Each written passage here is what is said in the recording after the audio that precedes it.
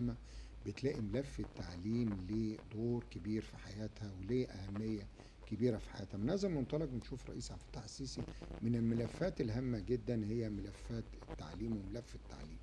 وأيضا مع التطور التكنولوجي اللي احنا بنعيشه، وهو بنشوف تطور تكنولوجي، بنشوف استخدام كل الوسائل الحديثة في تطوير منظومة التعليم. مفيش شك من تطوير منظومة التعليم وهو الذكاء الاصطناعي الخاص بالتعليم.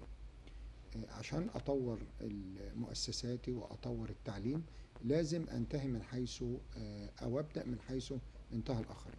النهارده أعزائي المشاهدين نفتح هذا الملف بالتفصيل، ويسعدني إنه يكون ضيفتي فيه الدكتورة فاطمة محمد رمضان مهدي، أستاذة طبعا أو مدرس تربية مقارن بقسم أصول التربية بكلية التربية جامعة المنوفية. أهلا بك يا دكتورة فاطمة. اهلا وسهلا بحضرتك استاذ جمال. وأنا سعيد بوجودك معنا النهارده. انا اسعد بحضرتك ان شاء الله. دكتورة فاطمة، مفيش شك إن أي دولة متقدمة بتحط ملف التعليم بتديله اهتمام كبير، لأن التعليم هو اللي بيقدر أخلق الأجيال القادمة. التعليم هو اللي بيخليني أساير كل تطور تكنولوجي. أيوة. حضرتك متخصصة في الذكاء الاصطناعي. ايوه ان شاء الله. يا ريت يا ريت حضرتك تدينا يعني نبذة مختصرة عن تعريف الذكاء الاصطناعي في مجال التعليم، ثم الدور اللي ممكن يقوم بيه. هو الذكاء الاصطناعي بداية أنا بشكر حضراتكم على الاستضافة. أنا استأذنك، عايز صوت حضرتك يبقى عالي شوية كده.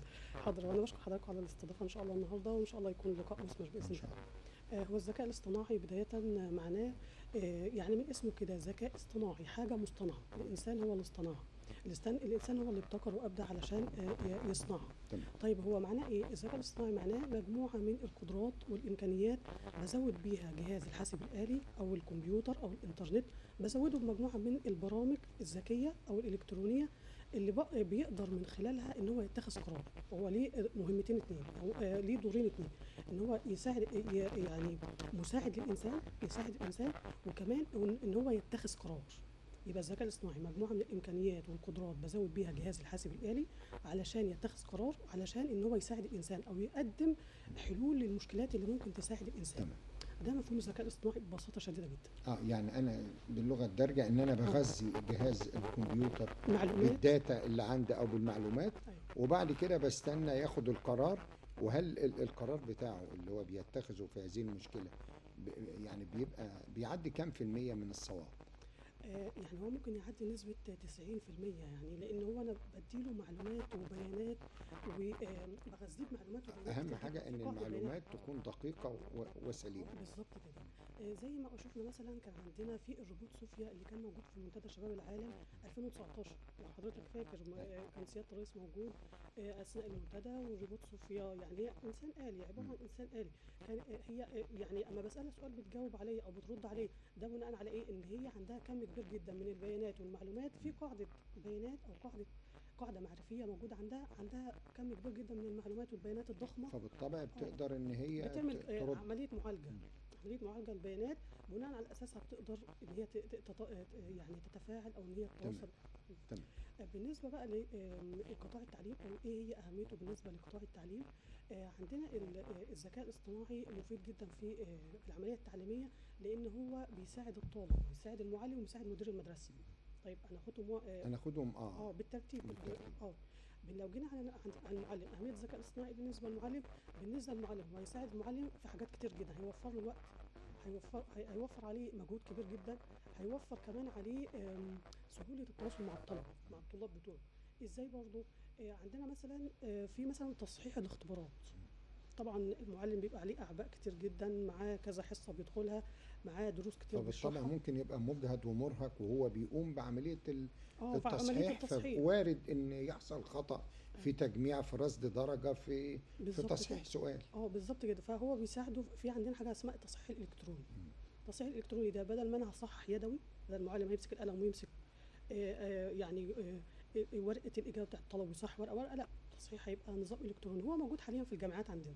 يعني عندنا في جامعه المنوفيه في كليه التربيه عندنا في وحده التصحيح الالكتروني، وحده التصحيح. اعتقد معظم الجامعات معظم الجامعات في مصر بدات تتجه الى التصحيح الالكتروني، لان ده هيوفر وقت كبير جدا على المصحح ان هو يستهلك وقت كبير جدا عشان يخلص ويطلع النتيجه طب والكلام ده. هل برضه عشان اطمن الناس، هل ببقى مغذي الكمبيوتر بنفس الاسلوب اللي ممكن الطالب يكتبه؟ ببقى مديله بقى نموذج اجابه. ما هو ده يعني عندنا مثلا في نموذج اجابه طبق هو الاصل هو ماشي عليه. ماشي عليه بالظبط. طب افرض مثلا، يعني انا يعني التصحيح برضه، حضرتك وانت بتصححي بتقدري تفهمي الورقه الطالب عايز يقول ايه، او خلاص هو ده المضمون.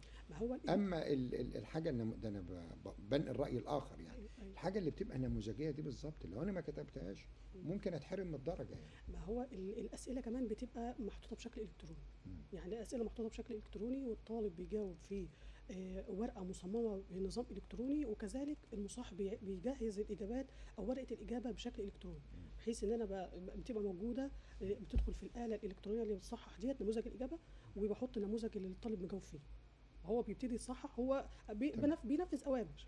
انا بديله امر ان هو الورقه دي هتدخل تصحح، على على النموذج الماده اللي اللي انت متخزنها عندك. عندي النموذج اللي انا مدخله له. تمام. تمام. دي بالنسبه للتصحيح الالكتروني. فيها كمان هو ممكن يساعد المعلم في تقييم الواجبات المنزليه للطلاب. طبعا عندنا المعلمين عندنا في المدارس الابتدائيه والاعداديه بيكلفوا الطالب باعمال او بواجبات المفروض بيقوم بيها.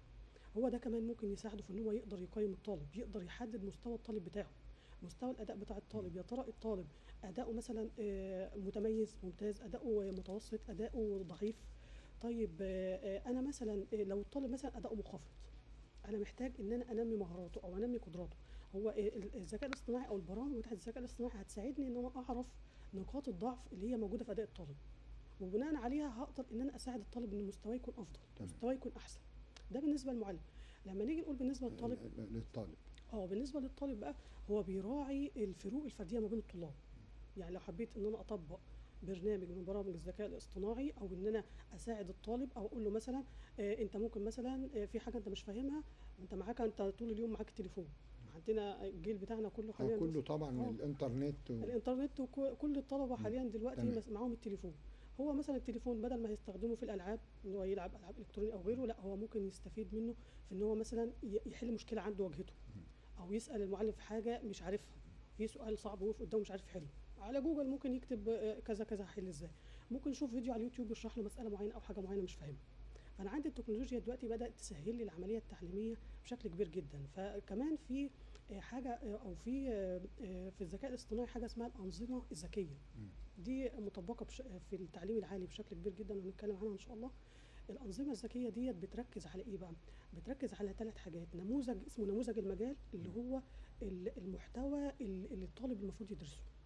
ونموذج تاني اللي هو نموذج التدريس بقى، استراتيجيه التدريس اللي انا ممكن استخدمها علشان اساعد الطالب ان هو يتعلم كويس. ده بالنسبه للطالب. هتراعي له الفروق الفرديه، هتساعده في ان هو يؤدي او يعمل الواجبات المطلوبه منه بشكل دقيق ومنظم. بالنسبه لمدير المدرسه، هي بتساعده بقى في حاجه مهمه جدا، ان هو يقدر ينفذ العمليات الاداريه داخل المدرسه. يعني مثلا في عندنا المتابعه. مدير المدرسه مثلا لو مدرسه مثلا ابتدائي، في صفوف كتير من سنه اولى لحد سنه 6 الصف السادس، لحد الصف السادس. فهو هنا مطلوب ان هو يتابع كل الصفوف، يتابع كل الطلاب، يشوف في مشكله في الفصل الفلاني، في مشكله عند الطالب الفلاني. فالذكاء الاصطناعي بيساعد في عمليه المتابعه من خلال برامج انترنت الاشياء. هو انترنت الاشياء ده معنى ايه؟ ان انا بوصل كل حاجه موجوده عندي بشبكه الانترنت. فالمدير موجود في مكتبه عنده جهاز كمبيوتر، من خلال جهاز الكمبيوتر ده بيقدر يعرف كل حاجه بتدار او موجوده في المدرسه، ويقدر يعرف كل حاجه عن اي طالب عنده، كل حاجه عن اي طالب. لان في حاجه اسمها الكاميرات الذكيه. الكاميرات الذكيه دي بتبقى موجوده داخل المدرسه، المدير بيقدر من خلالها ان هو يتابع ويعرف العمليه التعليميه ماشيه ازاي جوه المدرسه، في مشكلات ولا لا، كل حاجه تمام ولا لا، من خلال برامج انترنت. كم مدرسه ممكن يطبق فيها الذكاء الاصطناعي؟ هو حاليا يعني حاليا بحكم ان حضرتك يعني مهتميه بهذا المجال يعني. هو حاليا احنا عندنا في مصر الحمد لله يعني بدأنا ناخد خطوات في المجال ده بشكل كبير جدا. يعني من الحمد لله من جهود الدولة عندنا وجمهورية مصر العربية، احنا بقالنا فترة كبيرة جدا بنمشي في هذا الاتجاه، الذكاء الاصطناعي والتحول الرقمي في الأجهزة الإدارية في الدولة وفي الحكومة. لو حضرتك تلاحظ احنا عندنا في مصر موجود كليات الذكاء الاصطناعي بدأنا ده في بعد كانت الأول بدأ أقسام في كليات حاسب ومعلومات أو بعض كليات الهندسه دلوقتي بقت في كليات مستقل. بذاتها. في كليات حاليا مستقله دلوقتي حوالي تمام. 16 كليه في جمهوريه مصر العربيه. تمام. فاحنا دول في خلال الثلاث سنوات اللي فاتوا يعني بدانا موجودين جامعه كليه الذكاء الاصطناعي جامعه كفر الشيخ، فدول شوف جامعه المنوفيه. على السنوات القادمه هيخرج جيل هيبقى مميز جيل في هذا هيبقى المجال. جيل مميز جدا في التكنولوجيا وفي الذكاء الاصطناعي وفي انترنت الاشياء وبرامج الحوسبه السحابيه. احنا افتتحنا البرامج عندنا دي في كليه الذكاء الاصطناعي جامعه المنوفيه تمام. حاليا دلوقتي. فاحنا يا استاذ جمال احنا يعني بنشجع بقى اولادنا وابنائنا والجيل اللي هو طالع جديد، لان هو اصلا كله مهتم بالتكنولوجيا. تمام. فاحنا بنشجعه ان هو يبتدي يقتحم هذه المجالات وهذه البرامج ويبتدي يدرسها. ما لها اضرار كثيره جدا، ما نبقاش احنا مركزين على الجزء اللي فيه اضرار، نهتم احنا بالجزء اللي يقدر من خلاله اطور من نفسي، اطور من بلدي، اخد الجانب الايجابي فيه. بالظبط كده يا فندم. هي التكنولوجيا زي ما احنا عارفين هي سلاح ذو حدين، لها شقين، جانب ايجابي وجانب سلبي.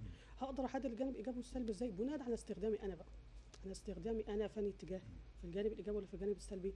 وكمان دور الاسره مهم جدا، يعني الاسره ليها دور كبير جدا في التوعيه ان هي تخلي بالها من ابنائها، تبقى متابعه لابنائها خاصه في المراحل السنيه الصغيره يعني.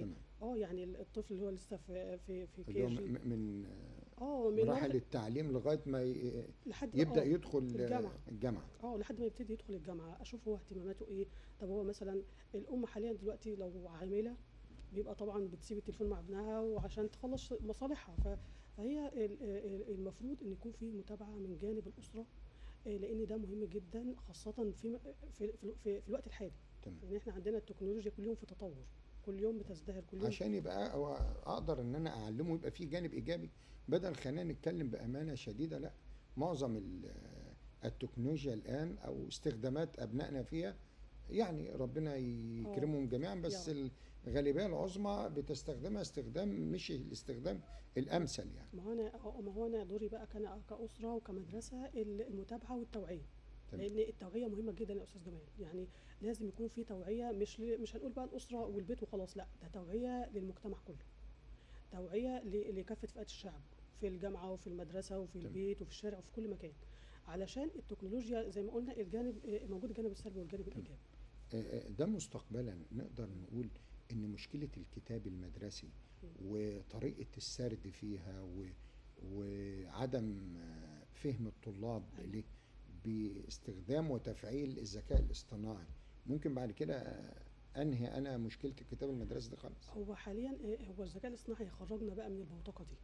يعني الذكاء الاصطناعي بيبقى فيه تحرر شويه، ان انا مش هبقى مرتبط بالكتاب المدرسي بس. الكتاب المدرسي مهم وموجود، لكن انا بستخدم الذكاء الاصطناعي موجود كمساعد معايا، كمساعد للمعلم وللطالب ولمدير المدرسه. كمساعد ازاي؟ ان هو بيساعدني في حل مشكله معينه، بيساعد المعلم في اداء مهام كتير عليه، بيساعد الرؤيه نفسها تتسع، الفكر عنده بيتسع، ما يبقاش في نطاق ضيق بس. تمام. انا عندي الكتاب بيقول 1 2 3 خلاص انا عرفت، يبقى هي دي المعلومه اللي انا هحفظها واذاكرها وخلاص؟ لا، محتاج اتوسع، محتاج ان انا ابتكر، يبقى عندي فهم اكتر حوالين الموضوع، يبقى عندي توعيه اكتر حوالين الموضوع وافهم اكتر واسال اكتر، ويكون في عندي يعني مثلا عايزه اقول ايه، يكون في موجود نوع من التوعيه. يعني انا مش برضو مش هستخدم الحاجه دي وخلاص، لا، ابقى عارف الجانب الايجابي بتاعها ايه والسلبي. طيب هل في تجارب يعني لبعض الدول العربيه نجحت فيها او كانت سابقه في هذا المجال، يعني بحكم ظروفهم الاقتصاديه، بحكم ان عدد السكان يعني قليلين جدا، بحكم اختلاف البيئه والثقافات، فاكيد في بعض الدول سبقتنا في هذا المجال؟ ايوه طبعا، هو في دول اجنبيه ودول عربيه. لو جينا مثلا نبص على الدول الاجنبيه هنلاقي الصين، دوله الصين والولايات المتحده الامريكيه من اوائل الدول اللي قطعت شوط كبير جدا في مجال الذكاء الاصطناعي. يعني لو جينا نشوف الصين مثلا هنلاقي ان هي انا لما قرات كده حواليها لقيت ان هي عندها حاجتين مهمين جدا لفتوا انتباهي. اول حاجه الاستثمار في مجال الذكاء الاصطناعي، تستثمر بشكل رهيب جدا في مجال الذكاء الاصطناعي. يعني حوالي 130 مليار دولار مخصصين لقطاع الذكاء الاصطناعي في المجالات المختلفه، ان اطور كافه المجالات المختلفه في ضوء بقى استراتيجيه الذكاء الاصطناعي. عامله عندها استراتيجيه الوطنيه للذكاء الاصطناعي للدوله عندها. كمان التخطيط، عندها الحكومه هناك حاطه خطه، عندها خطط طموحه ان هي تكون رائده في مجال الذكاء الاصطناعي. زي ما حضرتك بتسمع يا استاذ جمال، كل يوم في اختراعات هناك، والشباب الصيني يعني مبتكرين طبعا. لا جدا. لا ده يعني يعني دي التطور التكنولوجي في منطقه شرق اسيا ده يعني حاجه. لا ما شاء الله، يعني متقدمين بشكل رائع جدا. كمان الولايات المتحده الامريكيه يعني قطعت برضه شوط كبير جدا في مجال الذكاء الاصطناعي، وبرضه عايزه تكون هي يعني في المقدمه. تمام. ففي كمان بعض الدول العربيه برضه الحمد لله، عندنا برضه الدول العربيه ومصر الحمد لله بدانا في هذا الاتجاه. في مثلا عندنا السعوديه احتلت المركز الاول عربيا في استخدام وتوظيف تطبيقات الذكاء الاصطناعي. السعوديه مركز السعوديه العربي. السعوديه في والامارات. الامارات. الامارات الامارات برضو في قطعت شوط كبير جدا في برضو في مجال الذكاء الاصطناعي. وفي عندهم حاجه الاستراتيجيه الوطنيه للذكاء الاصطناعي، ده اللي مصر حاليا احنا فيه بتسعى ان هي احنا مصر الحمد لله عندنا في مصر حاليا فيه. فعندهم الاستراتيجيه الوطنيه دي للذكاء الاصطناعي يا استاذ جمال موجوده، يعني حاطه هدف لكل قطاع، يعني عايزه تدخل الذكاء الاصطناعي في كافه القطاعات، قطاع التعليم، الصحه، البيئه، الزراعه، الصناعه، التجاره، كافه المجالات. كمان عندنا في هناك وزير للذكاء الاصطناعي في دوله الامارات، يعني في وزير وزاره دي برضو من الجهود بتاعت الامارات، وزاره خاصه بالذكاء الاصطناعي، مهمتها ان هي توظف الذكاء الاصطناعي في كل المجالات هناك في التعليم، في كل مجالات الحياه. في كل مجالات الحياه هناك. في عندنا كمان يعني مصر، احنا طبعا عندنا في مصر الحمد لله عندنا 2019 نوفمبر 2019 عملنا حاجه في مصر جميله جدا، اللي هي المجلس الوطني للذكاء الاصطناعي. ده برضو من اهم جهود الدوله المصريه في هذا الشأن. من اهم جهود جمهوريه مصر العربيه في مجال الذكاء الاصطناعي، عملت المجلس الوطني للذكاء الاصطناعي. المجلس الوطني ده ليه مهام اساسيه المفروض ان هو بيقوم بيها من 2019 لحد دلوقتي. بيعمل ايه بقى؟ هيحط لنا بقى الاستراتيجيه الوطنيه 4 سنين. الاستراتيجيه الوطنيه للذكاء الاصطناعي. طبعا اللي بيرأس المجلس ده سياده وزير الاتصالات وتكنولوجيا المعلومات دكتور عمرو طبعا. فطبعا في طبعا مع الاستعانه بخبراء واساتذه متخصصين في مجال الذكاء الاصطناعي من كليات الحاسبات والمعلومات وكليات الذكاء الاصطناعي عندنا في مصر. وطبعا بالاستعانه برضو باللقاءات اللي بتتعمل مع الدول الاجنبيه والدول العربيه، زي ما حضرتك بتتابع يا استاذ جمال ان هم دايما في مؤتمرات وفي ورش عمل وفي ندوات كتير جدا الفتره اللي فاتت دي عن الذكاء الاصطناعي. ده مهم جدا يعني. طيب يعني تدخلوا في مختلف مجالات الحياه. أيوة. يعني احنا شفنا اهميته في تطوير منظومه التعليم، ممكن ينقل التعليم عندنا نقله كبيره جدا مع الدعم من الدوله المصريه. لو استخداماته في مختلف الحياه زي الزراعه وزي الكهرباء وزي الصناعه وما شابه ذلك، اكيد ممكن يبقى له مردود اخر في هذا المجال. ايوه، هو الذكاء الاصطناعي زي ما قلت في البدايه ان هو موجود في كافه مجالات الحياه، الزراعه، الصناعه، التجاره، البيئه، التكنولوجيا، ممكن نستثمره او نستفيد منه في المجالات دي كلها. فلو جينا مثلا نشوف مجال الزراعه في قطاع كنت عايز اسال حضرتك السؤال ده. قطاع الزراعه فايدته في قطاع الزراعه. يعني عندنا في قطاع الزراعه مثلا يا استاذ جمال، لو حضرتك تلاحظ ان احنا الفتره الاخيره بنلاقي ان في آلات زراعيه جديده موجوده بدات تدخل مصر. دي بتساعد الفلاح ان هو ينتج من الارض الزراعيه بتاعته بشكل كويس جدا، بتوفر عليه وقت ممكن ياخده لو هو هيشتغل بايده. يعني لو شفنا احنا التعمير اللي حصل في الصحراء يعني ممكن طريقه الزراعه اللي كانت ممكن تاخد 3 أو 4 شهور ممكن مع التطور التكنولوجي في خلال اسبوع يكون مخلص الحاجات اللي هو مطلوب يعملها في الارض بتاعته. من خلال بقى الالات الحديثه والتكنولوجيا اللي هي موجوده حاليا دلوقتي. يعني في آلات، يعني شفت حضرتك انت الآلات اللي هي موجوده حاليا بتزرع في الصحراء في الارض اللي احنا ما كانش ممكن دي تيجي ما لم يكن في تطور تكنولوجي في هذا الشأن. ما كانش ممكن تيجي ما دام ما كانش موجود حاجه اسمها الذكاء الاصطناعي. تمام. كمان عندنا في قطاع في الصناعه مثلا، في الصناعه عندنا المصانع حاليا دلوقتي ما نقولش بقى ان احنا هنستغنى عن الايدي العامله، لا، ده الايدي العامله موجوده وهي اللي بتشغل الذكاء الاصطناعي. تمام. يعني في ناس تقول احنا خايفين ان الذكاء الاصطناعي يكون سبب في بطاله مقنعه. يكون سبب في البطاله. لا، ما هو انا كعنصر بشري المفروض ان انا اطور نفسي. ان انا اتدرب. بس احنا عندنا حاجه في مصر اللي هي ايه، ثقافه مقاومه التغيير. مم. يعني حضرتك لو جينا قلنا مثلا في المدرسه احنا عايزين هندخل مثلا اجهزه تكنولوجيه جديده، ومحتاجين ندرب المعلمين او ندرب هنلاقي طبعا معارضة اه شديدة من المعلمين، بالظبط. خاصة اللي هم يعني ايه وصلوا لمرحلة معينة يعني. اه هو لمرحله عايز سنيه معينه. اللي هو الإجراء الروتيني المعتاد عليه. هو عايز يدخل يشرح في الفصل ومعاه الكشكول وموجود فيه التحضير على السبوره وخلاص. انما لما اجي اقول له فيه، بس المفروض ان احنا يعني نشجعهم، ان احنا نعمل ندوات ولقاءات داخل المدرسه ونوعيهم. عشان كده بقول لحضرتك ما هي التوعيه دي بقى مطلوبه. لما بتاخد مراحل يا دكتورة فاطمة م- حضرتك، م. مراحل يعني ايه. لما بالتدريج. باجي الحاجة مرة واحدة بتبقى صعبة شوية، انما لما نقول في دورات تدريبية اللي عايز يشترك مثلا في الدورة كذا في الفترة من كذا لكذا، يا جماعة الدورات دي هتبقى مهمة مرة واثنين وثلاثة. الإنسان ساعتها هيبقى بقى، ما هو لازم إن هو مش هيقعد يقاوم اه التغيير فترة طويلة يعني. لا طبعا، ما هو كده كده المعلم هو معاه تليفون وبيتعامل تمام. ماسكه، ومعاه عنده الكمبيوتر بتاعه في البيت ومعاه اللابتوب بتاعه. فاحنا بنبتدي ندربهم بالترتيب، ازاي يتعامل مع جهاز الكمبيوتر، ازاي ان هو يكتب، ازاي ان هو يعدل، ازاي ان هو يعمل، لحد ما نبدا بقى ندربه على البرامج اللي هو ممكن يستخدمها من الذكاء الاصطناعي، واللي هي ممكن تفيده في التعليم. وطبعا في قطاع هام جدا زي قطاع الصناعة، أنا لما هطور فيه واشتغل فيه واستخدم فيه الذكاء اه الاصطناعي الاصطناعي، في المصانع هيبقى عندي طفرة اقتصادية في هذا المجال يعني. جدا. يعني المصانع هتبتدي ان هي تتطور، هيبتدي ان الدوله تاخد مكان في مصاف الدول المتقدمه، هيبقى التصدير اكتر من الاستيراد. يعني هتساعد في الجانب ده بشكل كبير. بس برضو لازم يكون في تدريب للايدي العامله، تمام. تدريب للعنصر البشري اللي موجود داخل المصنع او داخل المدرسه او داخل ايا كان المؤسسه اللي هي ده موجوده. مهم جدا، لان هو ده برضه اللي هيخزن هو الكمبيوتر نفسه. ما هو الداتا اللي انا اديها، لو انا اديت داتا خطا هتطلع نتائج خطا. بالظبط كده. ما يعني مثلا الاله مثلا او اللي انا جايبها في المصنع ده علشان تنتج لي منتج معين، لو انا ما دربتش الموظف او العامل عليها ان هو يشغلها ازاي، او ان هو يوقفها ازاي، او ان هو يستخدمها ازاي، مش هيعرف. هتبقى. مش هيعرف يستخدمها. فلازم التدريب. التدريب ده مهم جدا، وده من اهم متطلبات استخدام الذكاء الاصطناعي في اي مجال.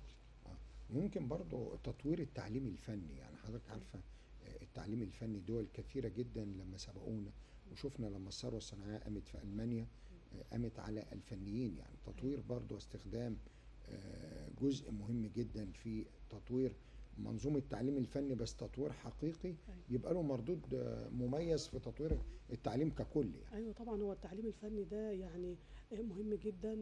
وكمان احنا مش يعني حاليا الفتره اللي فاتت دي كنا بنشجع الطلاب في المرحله الثانويه، انه كله عايز يخش ثانويه عامه. انا لو ما جبتش مجموع الثانويه العامه هبقى زعلان لو كذا. لا، بدانا ان احنا نشجعهم ما يخشوا التعليم الفني. التعليم الفني ليه مستقبل كبير جدا لو احنا اجتهدنا وذاكرنا وتعبنا. وكمان هيفتح مجالات كبيره جدا قدام الشباب. يعني لما الشاب يتخرج من مثلا كليه الزراعه، او يتخرج من كليه التجاره، او يتخرج من كليه الهندسه، فهيفتح قدامه مجال كبير جدا ان هو يعمل مثلا في عندنا في اللي هو تطبيق بقى رياده الاعمال والمشروعات الصغيره. يعني الذكاء الاصطناعي برضو ليه دور كبير جدا في رياده الاعمال. ازاي ان انا اكون رائد اعمال، ازاي اكون رجل اعمال ويبقى عندي شركه واقدر اديرها، واقدر ان انا يعني ابقى رجل نقدر اعمال. نقول ايه، مساهمة في استثمار البشر. بالظبط كده. يعني ايه، يعني انا بستثمر في البشر. الاستثمار في العقول البشريه. اه. ان انا اشجع الشباب، اشجع الابتكار، ان انا اشجع الشباب ان هو يكون مسؤول عن نفسه بقى. يعني انا خلاص خدت درست واتخرجت وخلصت الكليه، ابتدي بقى اشوف مستقبلي. مش هعتمد على بابا وماما في البيت، لا. تمام. ابتدي افكر في مشروع اعمله بجانب برضو تخصصي اللي انا درسته. مش انا مثلا درست في كليه التربيه خلاص بقيت مدرس، طب وبعدين؟ لا، انا ممكن افكر يبقى عندي تفكير في مجالات تانية برضو استفيد منها. طيب دكتورة فاطمة، المعوقات اللي احنا عايزين نتغلب عليها في المرحلة القادمة لتطور منظومة الذكاء الاصطناعي. تمام. هو في عندنا بعض المشكلات موجودة فيما يتعلق بالبشر. مثلا قلنا معوقات بشرية، لازم ما يبقاش موجود عندنا اللي هي ثقافة مقاومة التغيير. ثقافة مقاومة التغيير معناها ان انا عندي انا ضد كل جديد. ان انا ضد كل جديد. اي حاجة جديدة هتجيبها تطبقها عندي في المدرسة، في الجامعة، في غيره، لا انا مش موافق على كده. تمام. فعلشان كده احنا عايزين يعني نقوم ببعض الندوات او بعض اللقاءات او المؤتمرات، ننمي فيها الوعي. ورش عمل لتنميه الوعي. ورش عمل تنميه الوعي، يعني انا بقول المشكله والحل برضه بتاعها في نفس الوقت. تمام. في عندنا برضه عقد، ما فيش دورات تدريبيه، يعني المفروض يبقى في دورات تدريبيه في هذا الشان او في مجال الذكاء الاصطناعي، لان التطبيقات بتاعته محتاجه تدريب، محتاجه مهارات عاليه، محتاجه مبرمجين، محتاجه كوادر بشريه مؤهله ومدربه في مجال الذكاء الاصطناعي. يعني عندنا الطلاب بتوعنا في كليه الذكاء الاصطناعي اللي هم دخلوا في كليه الذكاء الاصطناعي، احنا ممكن نشوف اللي هم الطلبه دول او المتفوقين منهم ندربهم ان هم يكونوا زي مدربين للمستقبل. مدربين للمستقبل، اللي هم بقى اللي عايزين يتخصصوا في المجال ده بعد كده. تمام. كمان في عندنا ممكن نقول برضو من اهم المعوقات اللي ممكن تواجه الذكاء الاصطناعي، ان انا عندي كنت ممكن اقول البنيه التحتيه. يعني احنا عندنا في مصر، بس احنا الحمد لله بدانا ان احنا نحسن البنيه التحتيه بتاعتنا. البنيه التحتيه اللي هي بقى الاجهزه الرقميه، البرامج الالكترونيه اللي هي المفروض تكون موجوده، اجهزه الكمبيوتر. يعني في بعض المدارس ممكن نقول مثلا في اجهزه كمبيوتر او ما فيش، لا احنا بدانا ان احنا نغير لا، او وفي نحسن. مدارس ما فيهاش عشان برضو في مدارس ما فيهاش يبقى في شفافيه. لا، في مدارس ما فيهاش، في والمدارس اللي فيها هي عهده مستر ابراهيم او مستر علي، فهو قافل عليها عشان الصيانه وعشان ما يجيلوش اي ملحوظه، سواء من التفتيش المالي والاداري او التوجيه في المديريه او من الجهاز المركزي، فقافل عليها طول السنه وخلاص. هو خايف عليه. فاحنا عندنا لازم يكون في بنيه، هو في بنيه تحتيه في بعض المدارس، وفي بنيه تحتيه ما فيش بنيه تحتيه في بعض المدارس، فاحنا بنحاول ان احنا نشوف ايه اللي مش موجود ونساعد في ايجاده. يعني احنا برضو ما نعتمدش، احنا لازم يبقى في برضو جانب من التمويل الذاتي. ده كنت انا هتكلم مع حضرتك اقول لك، يعني المجتمع المدني. أيوة. يعني احنا عندنا ناس كثيرين جدا، سواء الجامعات الاهليه وما شابه ذلك، والمهتمين بشؤون المجتمع المدني. مثل هذه الامور بتحتاج دعم، جهود ذاتيه مع أيوة. الدوله المصريه بتساهم في حاجات كتير يعني. ما احنا عايزين بقى نشجع، يعني مثلا لازم يكون في رجال اعمال ومستثمرين عندنا المصريين موجودين في مصر، لو هم بيساعدوا او بيساهموا بجانب القطاع الحكومي، الدنيا هتبقى افضل والدنيا هتبقى احسن. وخاصة لما أكون إن أنا عايز أطور، عايز أحسن، عايز أحل المشكلة اللي موجودة أو أتغلب على المعوقات اللي موجودة. حلها على أسس علمية. على أسس علمية. كمان ممكن نقول في معوقات تكنولوجية، يعني مثلا ضعف مثلا شبكة الإنترنت في مدرسة أو في مكان معين. ضعف شبكة الإنترنت لازم تكون التطبيقات الذكاء الاصطناعي بتحتاج سرعة عالية في الإنترنت.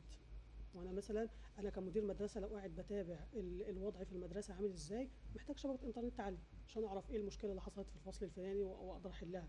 والله الفصل الفلاني المدرس مش موجود فيه، طب ايه السبب؟ فالحاجات دي كلها هتساعد في ان المدير يبقى عارف ايه اللي بيحصل بيدور في المدرسه او بتاعته. هو قاعد في المكتب على ما المكتب يلف عنده. لانه ممكن لما كل اليوم خلص. لا، ولو راح فصل معاه يقول لك ده السيد المدير بيمر، هتلاقي الانتظام في كل المنظومه التعليميه. انما هو قاعد هيبقى الكل عارف. احنا عارفين لما يبقى في شده وفي مراقبه لحاجه معينه كلنا بنبقى ملتزمين. من خلال الكاميرات الذكيه اللي هي موجوده في تطبيقات انترنت الاشياء. يعني انترنت الاشياء ده من اهم برامج وتطبيقات الذكاء الاصطناعي، لان هو بيوفر لي حاجه اسمها الكاميرات الذكيه. دي كاميرات المتابعه بتبقى موجوده داخل المدرسه في كل الادوار او في كل الفصول. ببقى عارف الانتظام اللي موجود داخل المدرسه او سير العمل داخل المدرسه عامل ازاي. هل خريجي كليات الذكاء الاصطناعي هتبقى فرص عملهم افضل في سوق العمل؟ انت عارفه قد ايه البطاله على مستوى العالم، واحنا هنا في مصر عندنا بطاله كثيره جدا لان عندنا تخمه في كل المجالات يعني.